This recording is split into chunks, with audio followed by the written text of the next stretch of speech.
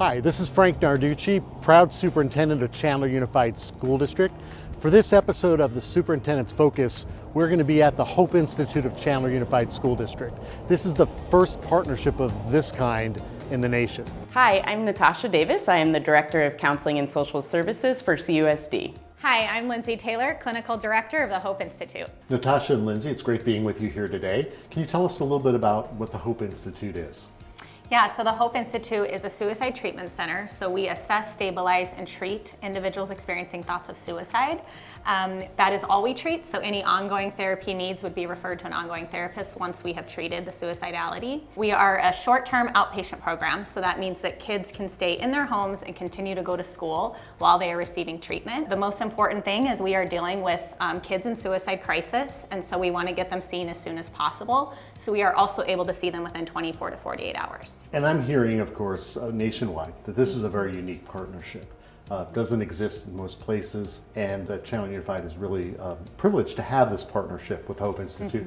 Can you tell us a little bit about how that partnership originated? As a department, we were looking for out-of-the-box solutions to be able to address student mental well-being, and we pulled together a bunch of community partners, so that included mental health clinicians in the area, city officials, staff, students, and we really just talked about how to better support the well-being of our students and what does that look like. And the Hope Institute was one of the ideas that we discussed as a group. And this is only one of our initiatives to assist students and families. What are some of the other partnerships that we have that are working in the same space? Within our schools, our school counselors and social workers also implement different types of programming and curriculums such as teen mental health first aid. We've really focused on the student voice piece. Recently, a student said to me, "You can't make change about us without us," and that really stuck with me. So we've just recently had our student mental health conference where a couple hundred students came to learn about the different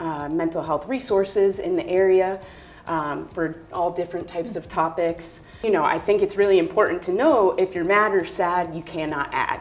And I hate to boil it down to a statement that simple, but it really is that simple. And if our students are not emotionally available, then they're not going to be academically. So what do you think the future is for the Hope Institute here or other parts of our district?